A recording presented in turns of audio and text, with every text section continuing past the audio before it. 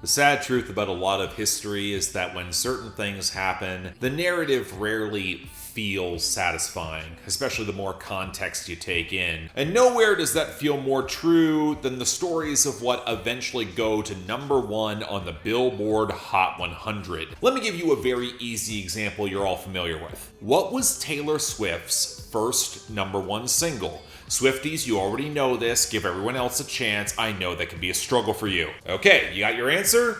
It's We Are Never Ever Getting Back Together in 2012 off of Red. Nothing else from that album in 2012 went to number one because I Knew You Were Trouble peaked at number two. But if some of you are thinking back and wondering, wait a minute, You Belong With Me, Teardrops on My Guitar, White Horse, Mine, Mean, Goddamn Love Story, they never went to the top? I mean, yeah, you can argue it was a different time and that coming from Nashville in the 2000s under Big Machine meant that Taylor Swift was working uphill, but if her hit-making career started in 2006, it took her 6 years to get a number one. Actually, a fun Easter egg is that the song Today Was a Fairy Tale from the soundtrack of the mostly terrible ensemble movie Valentine's Day, it peaked at number two.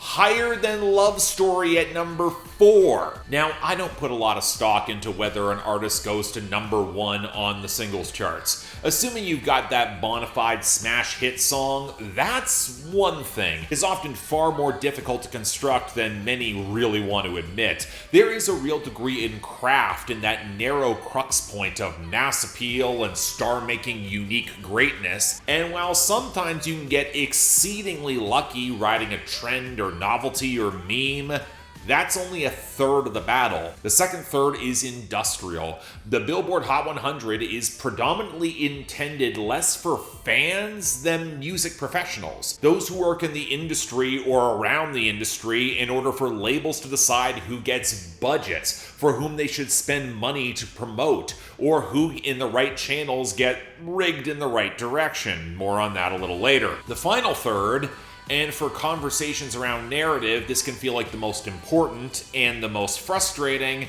it's timing and competition. You can have that industry push in place. You can have all the novelty in the world. You can have a star in the making or just the best song you've ever heard at that time. Congratulations. So does every other artist and every backing label who believes the same. There are more than a few destined chart runs to get near the very top that just don't get there because something bigger got in the way, or the timing was off by a couple of weeks, or you run smack dab into an industry titan or novelty that guarantees you are locked out of that top spot. And that's assuming Billboard doesn't change the rules midway through your push and then screw up the plan completely. Case in point, let's go back to 2012. What was set to go to number one? It was a K-pop internet phenomenon that in retrospect just seems insane. You might have heard of it. It's called Gangnam Style by Skye. Now in a lot of nations it did go to number one. Over 24 countries, including Canada. Remember the adage with the Canadian charts, they're always better. But not in the United States. Because One More Night by Maroon 5 was squatting at number one for nearly 2 months. If you're a casual music fan and you remember 2012, that kinda seems insane, but it also makes a lot of sense if you know the details. When you remember that while Psy did huge numbers in sales in the very early on-demand streaming charts, it did not perform especially strongly on the radio. Because an upstart South Korean novelty song with little English, it was competing against the built-in brand from Maroon 5 in their early sellout years, coming off of an album where they already had another number one hit with Payphone with Wiz Khalifa. Except that's a lie too. Payphone never went to number one. It was blocked in early 2012 by the combined forces of another novelty song and Somebody That I Used to Know by Goche featuring Kimbra. And God, it's heartbreaking that I have to describe it as such, before they were then usurped by Carly Rae Jepsen and Call Me Maybe. Again, this is not narratively satisfying nor structured for Psy's story. Maroon 5 was a juggernaut in the 2010s, especially on radio, but they were beatable. It's not like there was some endless stream of number one hits and chart-topping mediocrity. But this is where I would also mention that in late 2012, during Gangnam Style's run, Billboard didn't count YouTube. It gets even stupider when you remember in response to this, Billboard eventually did let YouTube influence the Hot 100 in early 2013. But this is also where they didn't put in a rule around user-generated content, which refers to secondary usage of music outside of the primary artist release, like lyric videos or incredibly viral memes. Incidentally, who remembers the Harlem Shake? And guess what went to number 1 for 5 weeks, right after Billboard put in that rule. And thus there is a certain irony that as Billboard and YouTube severed their ties in late 2025, a certain song bearing the weight of decades of expectation actually did go to number 1. It's the first song by a woman to simultaneously hit the top of the Billboard Hot 100 and the country singles charts and the country airplay chart, and is now currently the longest running number 1 hit song by a woman in country ever. Indeed, the last song by a woman in country to get this high on the Hot 100 on her own, Dolly Parton with 9 to 5 in the early 80s. Yeah, Shania Twain never went to number 1 either. She peaked at number 2 with You're Still the One I Want in the last era where women were dominant in crossover country. The other one who peaked at number 2 was Faith Hill with Breathe. And there's a much larger country conversation that we're gonna have to have. But here's one last bit of context for the pop fans and why all y'all have to take this seriously. This song's been at number 1 longer than The Weeknd's Blinding Lights. Longer than all of Beyonce's hits in the 2020s combined. Longer than all of Ariana Grande's solo hits in the 2020s combined. Longer than all of Doja Cat's hits combined. Longer than all Sabrina Carpenter's hits combined. At time of recording, of course. And yeah, y'all know what it is. It's Choosin Texas by Ella Langley. It's going to be one of the biggest hits of this year, probably of this decade. And as the guy who staked his claim talking about country music on YouTube for longer than damn near everyone else, if I didn't do the work to cover the new album Dandelion properly, I would not be doing my job. But this is, well, somewhat a review, but also it's about Ella Langley and how her success breaks and rewrites the narrative.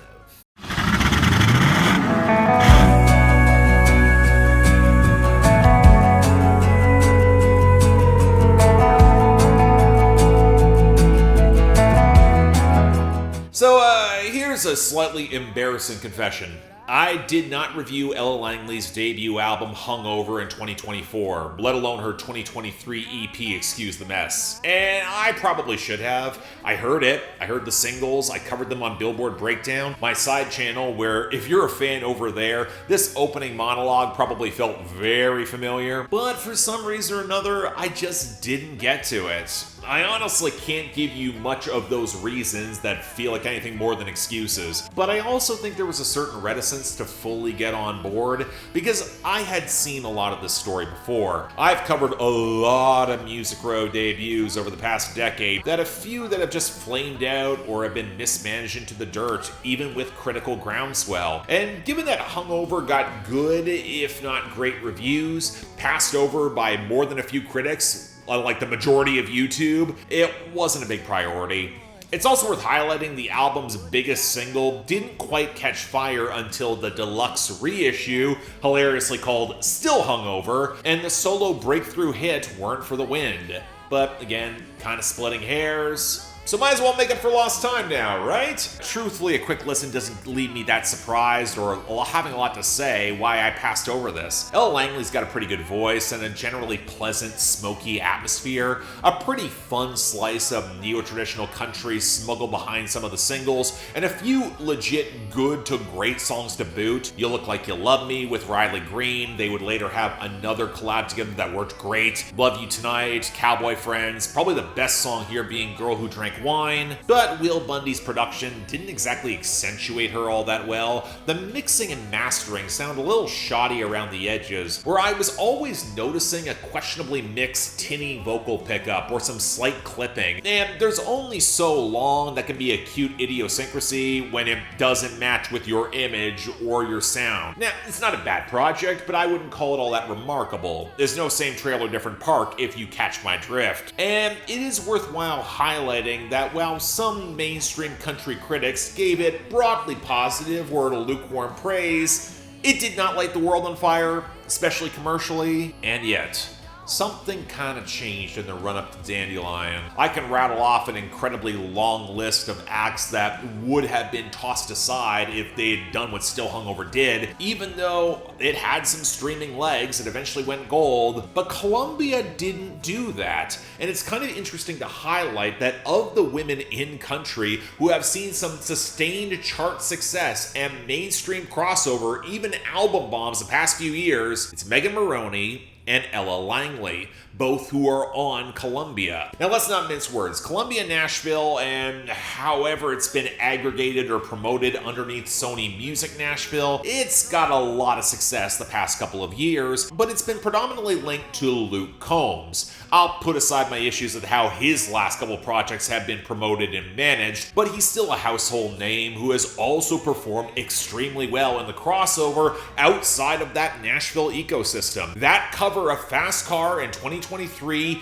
even given how big country was in the mainstream that year, even with broad popular fan support, even the song being fantastic, it should not have done what it did as a cover song of a beloved classic. The other major name worth mentioning here is Miranda Lambert, who has been a critical darling on her own or with the Pistol Annies for the past 20 years, predominantly under RCA Nashville, which rolls up under Sony, but her second and third projects, they were under Columbia. That kind of matters because even with a number of reorgs and Lambert's understandably testy relationship with Nashville in comparison with Texas country, she would have connections in the building in a town that's all built on relationships. She even has a duet with Luke Combs. And guess who co-wrote and co-produced Choosin Texas, and has a duet with Ella Langley on Dandelion that's pretty damn good. Combine this with producer Ben West, Nashville veteran. An interesting credit to note on his resume outside of some scattered Lady A work is Try by Pink of all things. And you see a lot of elements being set up for her success. A lot of the cards are being played well, but Ella Langley is also a major writing presence on her song. That's not a guarantee for anyone on Music Row. It's worth highlighting when it's there.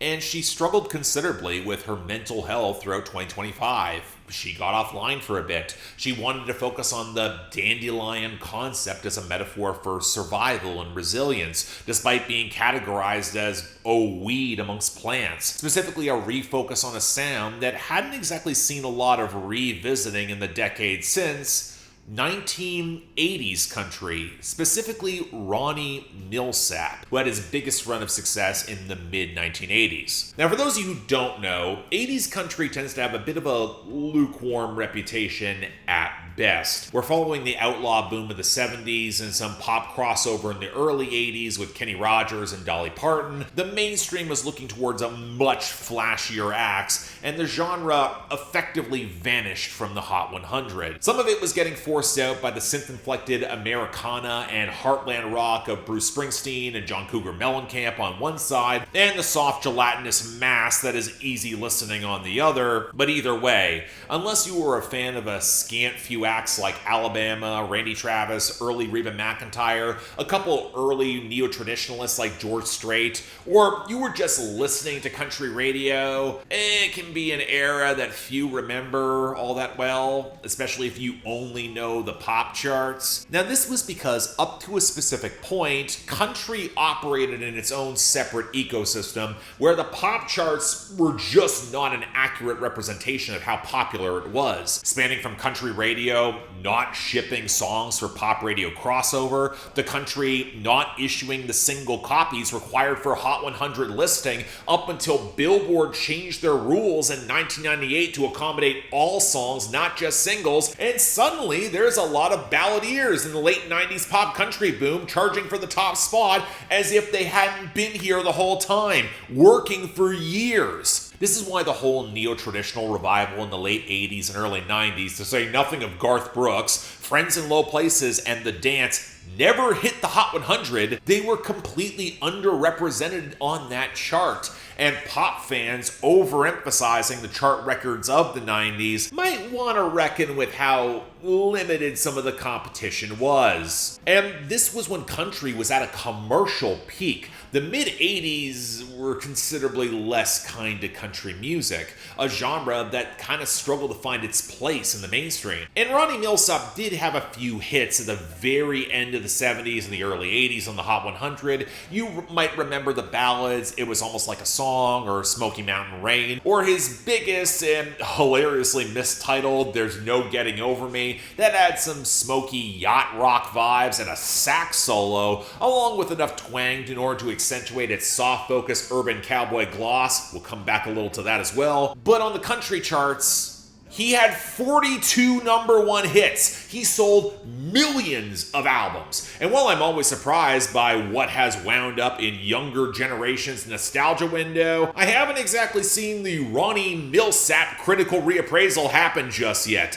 I think there's a lot of people who are just not aware of how huge he was. But what Milsap had, at least in moments, was the ability to actually reach the Hot 100, at least in sparing moments, when most of the 80s and 90s country did not. By the mid-80s, it was effectively done, but in the era of soft rock, keyboard-driven crooners from the 70s onwards, especially if you found some space near and around yacht rock, Milsap had a niche, especially with the whole urban cowboy branding that got some attention in the early 80s. Yeah, he was rooted in country in his choice of a lot of song covers and in his vocal timbre, but not exactly as much in his presentation, which was a little flashier. It could have probably worked for the baby boomer yuppies who were settling down if his songs were actually shipped to pop, or dare I even say easy listening crossover. White guys have loved to cosplay as cowboys for decades now, especially during the Reagan administration. And while Ronnie Milsap wasn't really a songwriter of his own hits, always more of a performer than a lyricist, he has famously few writing credits. And while I have long been one to believe that those are separate skill sets, it might be one of those reasons why he hasn't seen as much of an artistic reappraisal, at least nowadays. He also seemed to operate on the principle that if the songs were good enough, he would make them his own, and he had a ton of success doing it, at least within that Nashville ecosystem. There is something in Ella Langley and Dandelion that seems to echo some of this. She's notably pushed back on the term crossover in radio interviews, as it has felt limiting,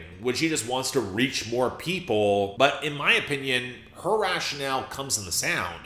Certain subsets of country in both hardliner artists and fans, they tend to consider reaching for the pop crowd as deference rather than assuming the country sound can play and work. Look at how often Florida Georgia Line thoroughly embarrassed themselves, sacrificing their bro-country textures to play for mainstream pop radio. Hell, Ella Langley might know this directly, given that the other hit she had prior to Dandelion was Hell at Night, with Big X the Plug, a song that doesn't remotely work structurally, but not because of her contribution. She's fine. But I don't inherently believe that pop country has to compromise its sound in order to reach the mainstream. And Ronnie Milsap is a good demarcation for it. If Nashville had played Billboard's game in the 1980s, he would probably be considered a much bigger name. You probably recognize that name now, remember a couple of his songs. So in essence, there is a pretty potent narrative that's built up around Ella Langley and this album, historically, built off of Choosin Texas and its tangible streaming success.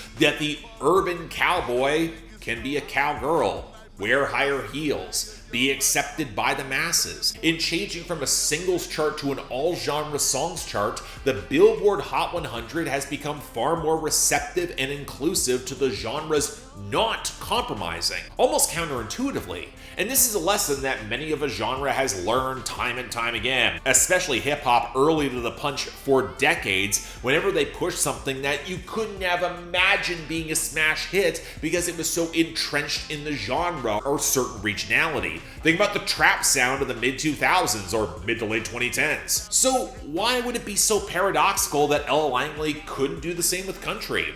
Especially for a broader pop pop mainstream that wouldn't really know nor remember the urban cowboy era or any Ronnie Milsap hit. Now, for those of us who know, there's tradition, and a mostly even respectable one, but for those who don't, it's both new and kind of old simultaneously.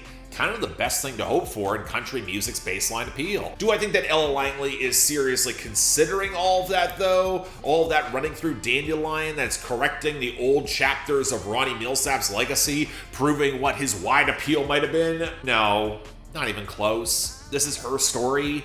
But could it be considered an arc in that story by critics or journalists or historians? A relevant artistic tradition, even when if it's not first or even 10th on her mind?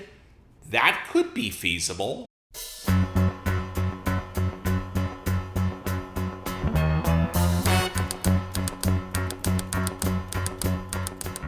But make no mistake, there is the artistic tradition, which I highly respect, but then there's the industry. And while there's a whole lot of backpatting now on Ella Langley's success, Music Row is plenty culpable in the reality that it has taken over 40 years for a woman in country to have this sort of success. This is where I could just insert the entire section about women from my Bro Country video essay in 2023 right here, including Tomatogate, and how even after the peak of this subgenre, and in spite of reforms to change it, the practice of never playing women back-to-back on country radio hasn't faded that much. But this is where it's worth highlighting that many are trying to claim that Ella Langley, she is the rare exception to the rule. They were totally on board with her this entire time and moving quickly. And even if this was true, it's not, especially compared to how certain men of lesser fame are given a lot more positive radio momentum. It doesn't address the problem, because the problem is systemic. Sure, you might treat Ella Langley differently, potentially Megan Moroney as well, but that's two.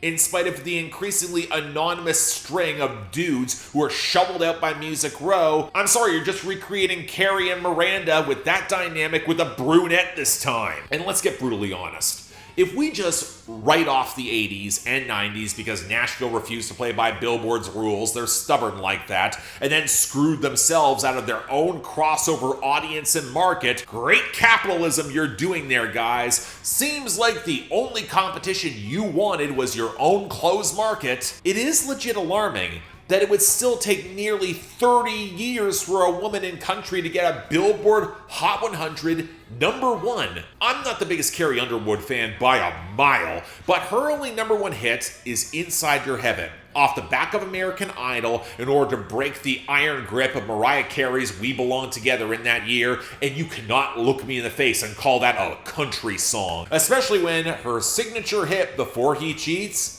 it was stranded at #8. In fairness, she was facing down the notoriously stacked 2007. That's a steep hill to climb. My point remains. And she probably fared the best, at least in terms of charts, compared to Miranda Lambert, or Casey Musgraves, or Maren Morris, or any number of solo women playing in country who never got the same chance, or only got it alongside a man on record. And that recontextualizes a lot of the press and narrative that Music Row has been shoveling out for decades now. Incidentally, it's why a lot of the Fellas for Ella social media fandom I've seen feels a little off. Kind of myopic to me. I mean, I'm happy y'all found music that you like. It's opening some new doors for you. That is awesome. But it should not be a big deal that dudes like women who make country music, especially when she's hot and popular. Speaking of which... So I think it goes overlooked that in order to promote music, you need money beyond just recording and uploading to a streaming service. That's an obvious statement, but one I think we all conveniently don't want to be true, especially if you're a fan of the genre where talking about the charts actually matters. I wish that folks didn't have to care about the business. I'd love to have my Tuesday nights back, thank you very much, and not make Billboard Breakdown for damn near 12 years, but when part of the artistic appeal of an act is their popularity, that they are the biggest and most relevant name in the room, that by being the biggest, they can put on the best entertainment, which is what you all want, even if it's not built to last. I'm sorry, it becomes part of the conversation. This is one of the most contentious roots of the whole poptimism discussion, especially when you're considering genres that really are not playing to a more direct mainstream pop template. Because let's cut out the nonsense, it's never just been about the music, and y'all know it, especially on an emotional level. I mean, it's image and publicity and fandom and promotion and a bunch of the other external factors and culturally relevant signifiers that can be in tension with how the industry chooses to operate, especially if you're part of a culture where for whatever reason it doesn't map cleanly onto, again, said mass market industrial machine. The balance between widespread appeal and, well, what the culture's feeling. And by design, that can run directly against the biggest at all cost appeal behind some of the pop acts, where it can become awesome when they align, but genuinely a little bit surreal when you represent that cultural prowess, warts and all, and manage to be massively successful too. In this conversation,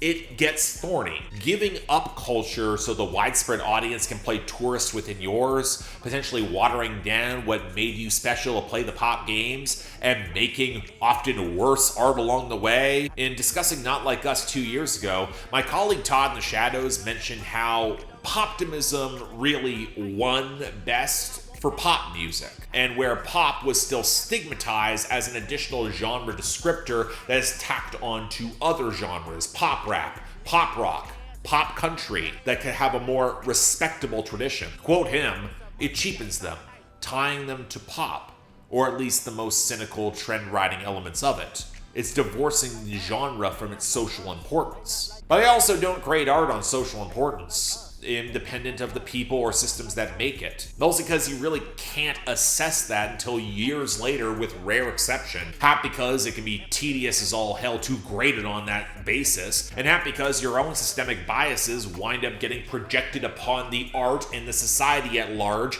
especially if it's part of a subculture that you're not in. You gotta meet art where it is. Sometimes a dance song is a revolution, but sometimes it's just a dance song. And not for nothing, you can make a lot of great art and great entertainment while within that system that might even inspire change.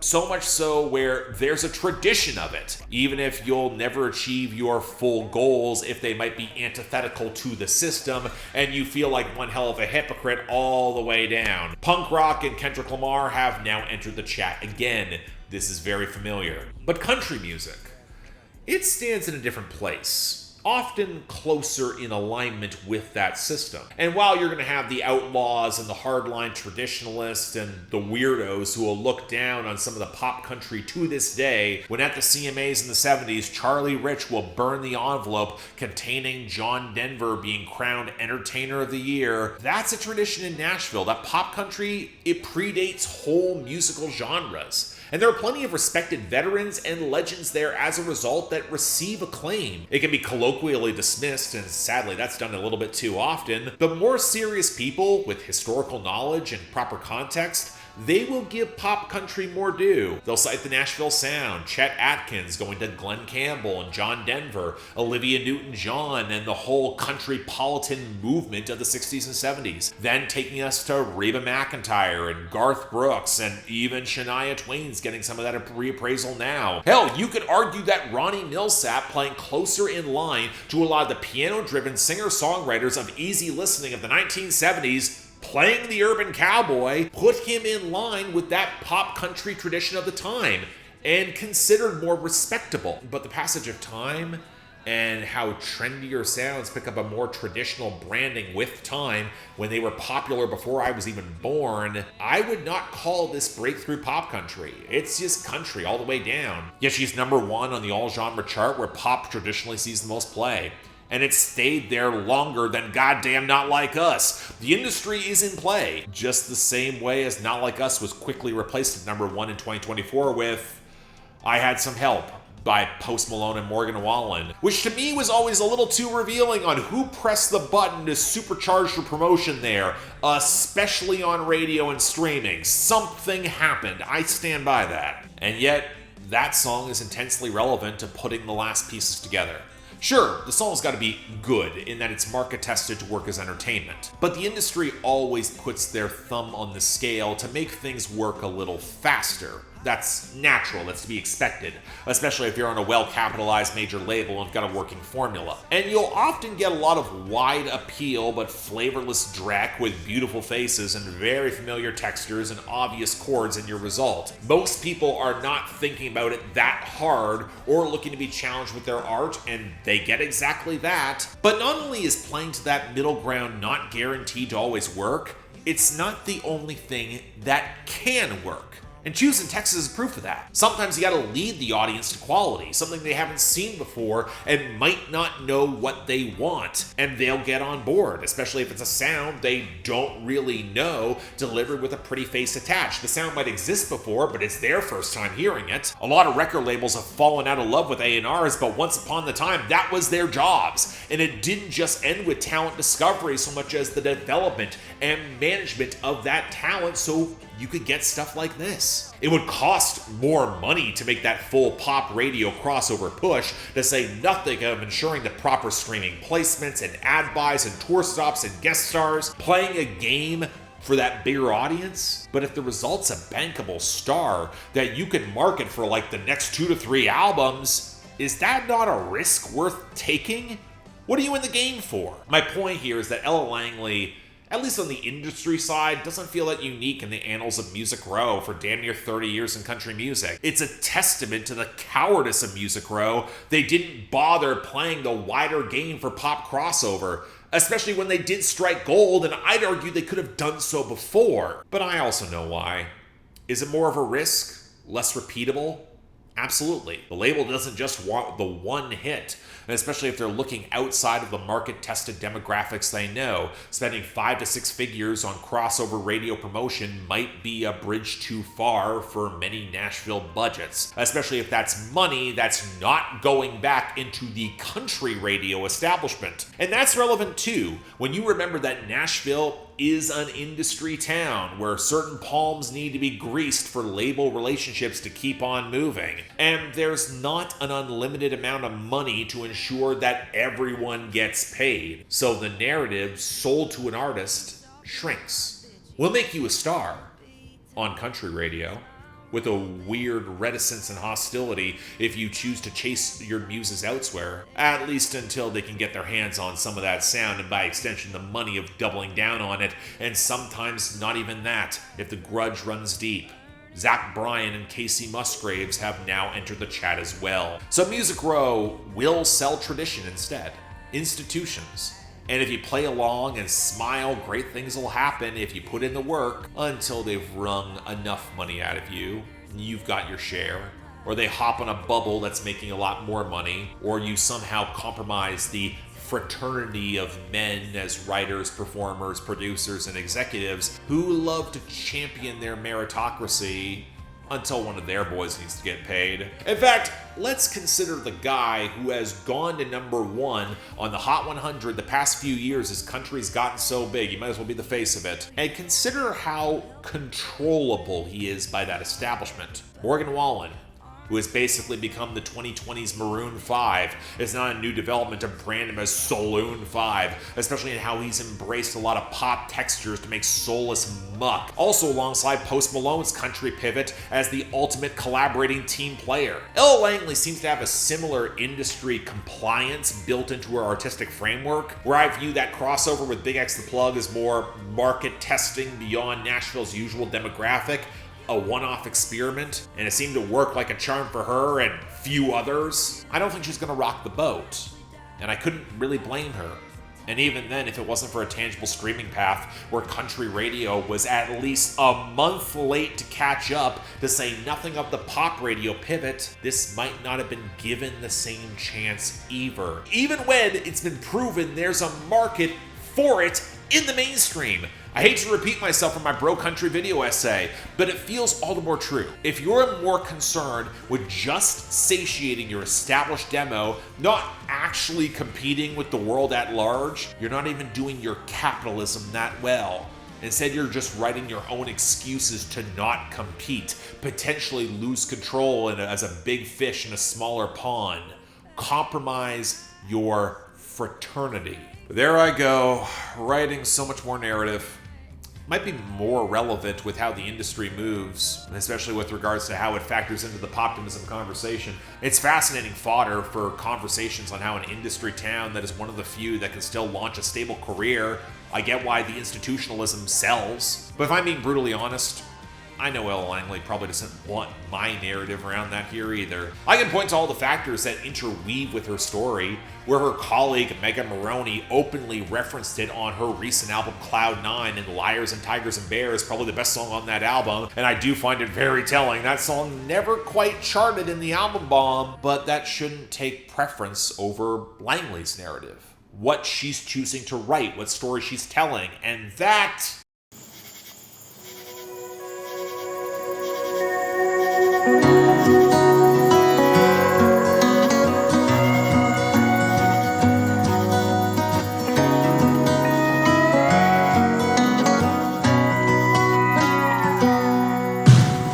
This is kind of awkward, because for as long as this album is, how much it sprawls, how much there might be a desire to build narrative around it when it comes to the historical and industry factors, Dandelion kind of lives up to its title. It's pretty in a shaggy sort of way, a little prickly on the roots, but if you catch the windy vibe at the right angle, it'll just float away.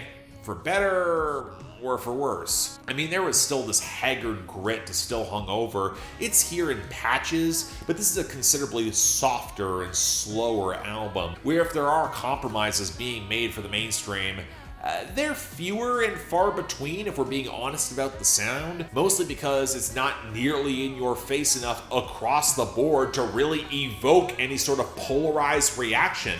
I don't think it even needs to compromise. It goes down easy. The best comparison is probably 2018's Golden Hour by Casey Musgraves. From me, that's not exactly a compliment. It's easy to get wrapped up in the pillowy soft guitars and gauzy atmosphere, where I would argue the heavier but organic drums add some weightier foundation, alongside a few more rollicking neo-traditional moments and some plentiful 80s country worship. But by the time we get to the supple yacht rock touches of We Know Us, the Ronnie Milsap comparison is obvious and thankfully a little bit less chintzy than he could have been in his heyday. Although some of the pickups are still clipping the mix, that feels like an intentional choice this time around, and it's just a weird lack of polish that doesn't quite fit with her. But I stand by the assertion that while Golden Hour captured a certain atmosphere and comfort and won so many awards for being a pretty great album, it wasn't better than St. Trail a Different Park. Wasn't better than Pageant Material either. It's certainly prettier, it's more accessible, but Musgraves toning back her sharper writing, there was nothing really on Golden Hour that could match a Blowin' Smoke or Merry-Go-Round, or had the boldness of Follow Your Arrow, at least at that time. And I also don't think Dandelion even gets that far. If I'm looking for where Langley does not stand out as much as I would hope among other women in country, or really among country as a whole, it's kind of the lyricism, which often feels more serviceable than distinctive. But it's also not really trying to go there. It's a more naturally introspective album. You can tell it feels more personal. You can tell the stress is weighing heavily on her the past couple of years. And if there is a thematic arc, it's a desire for something more simple and straightforward and nostalgic. A longing for the easy pleasures and home and answers that don't seem to be coming, be they in the mostly failed relationships or the hookups, or her struggles with faith on speaking terms. For as much as you could describe this album as kind of breezy, you could also call it haunted by a lot of questionable choices or mistakes. Where the Miranda Lambert presence, it makes a lot of sense. And then you can very easily sketch a parallel to a lot of the dream country albums in the mid to late 2010s, both indie and mainstream, a lot of which I really liked. If we're looking at the indie scene, Michaela Ann or Carolyn Spence really come to mind here, but one of the largest shadows cast over Dandelion is The Weight of These Wings from 2016. Miranda Lambert's sprawling and critically acclaimed double album that I've just never quite loved as much as I wanted to. And yet the big reason these albums had so much power for me was in marrying that sweeping atmosphere, that texture that used negative space so effectively, to the writing and performance that could accentuate that loneliness, the heartache, that windswept ennui. And while Ella Langley's performance really matches that, she does a great job there, I don't think the writing fully gets there. But I'm not really gonna blame the poppier cuts for diffusing it, because it doesn't feel right to make that assessment either. I think there is a nugget of old Taylor Swift in some of the writing, that girlish angst and feeling like you're the underdog when you're not really being one. A bit of an imposter syndrome that Langley has admitted she struggles with, and you hear it between the lines on this album. That might be a component as to why songs like Be Her have worked so well, even if I think it's a weaker cut. But it's not because of the sentiment or the immaturity. I just don't think the writing cuts quite as deeply. But again, that's broad. It's across the board, even across some of the late album deep cuts that wind up as my clear standouts. I think probably Broken is the best of them. But if there is a narrative that actually comes with tapping into what Ella Langley is saying and delivering, it's weariness, it's regret, it's feeling of it all just being way too much going on, a desire to retreat from it. A longing for sepia-tone nostalgia, but slightly tempered by the reality that she knows deep down she can never quite go back. She has lived a little bit too much to get there. I don't know about you, but considering the modern state of things in the world, especially if you live in the States, it's easy to listen to Ella Langley and by some extent Megan Moroney and hear some of that bone-deep tiredness in their voice and feel some real relatability, a kinship. I might prefer more strident performances, but if we're looking to sheer relatability across the demographics, I fundamentally get that appeal, especially if you see those who are more confident or just blissfully ignorant and then see them winning, and you just can't get there in the same way if you know too much. I can appreciate the irony that Ella Langley has so thoroughly blocked Olivia Dean's effortless confidence and poise from that top spot, at least for now. You can't look too deeply on how coincidences on the chart might mirror some minor generational sentiment. I'm not going all the way there, but there's a certain poetry in that narrative. I appreciate the Easter eggs, the fine details.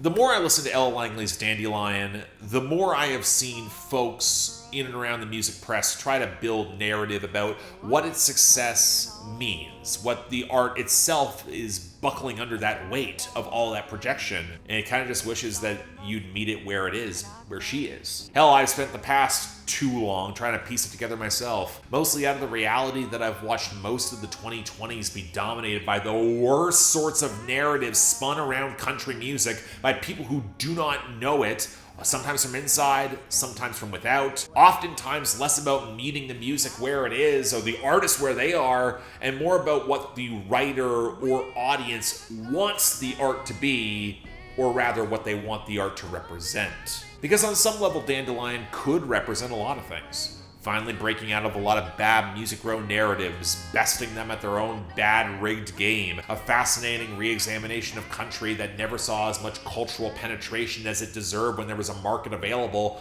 but for the chances of Billboard and capitalism, be it the mid-'80s sound or, well, women charting their own path in the system for so many decades and rarely, if ever, getting the top billing, especially when they did not compromise their vision. The conversation getting all the more complex when you see it winning in the pop ecosystem against all odds. That anomaly, especially when you know in context the art itself is not that strange, I don't find this transcendent, it provokes a desire for writers and thinkers to create narrative, tell the story to explain why it happened. That's kind of their jobs, right? And what's probably closest to reality, a weary song struck a relatable chord with a weary public. It outlasted the Christmas glut in 2025 to hold out against pretty weak competition in 2026, and that's enough. And as I've said for years now, that art's the medium of conversation between artist and audience. The critic or journalist at their best describes the conversation. They're a part of it, acts as stenographer, but then can also bridge the gap in shaping it for those to come. The creation of the story and narrative is inescapable. We seek it out. The job is trying to highlight the moments that can matter the most. And oh boy, outside of meteorologist and ESPN sports analyst, can we miss the mark. Often by assigning meaning where it won't be appropriate, or missing context entirely, or missing the forest for the trees or the horse for the herd, or somehow we just miss it entirely. Something that my partner told me that's really resonated the past couple months is not to create false meaning in your mind. The narrative that you know intellectually is factually untrue or dubious, but it feels right, something you want to believe or fear to believe. That it's true, that it'll exacerbate emotions, awfully strongly negative ones, in the face of the reality, and when Occam's razor makes it simpler. Creating false meaning is easy for guys like me, a lot of writers, especially if you get stuck in your own head or your own biases, or when you think you know enough to think you know it all. But sometimes slowing down, taking in the complexity and kind, recognizing your story is not fully the one you're telling. Ella Langley seems to be better at understanding that at the very least, even as she's still figuring it out. Because sometimes a rose is just a rose and smells as sweet. Sometimes that rose is a dandelion. I don't know. Sometimes that happens to smell a little sweeter.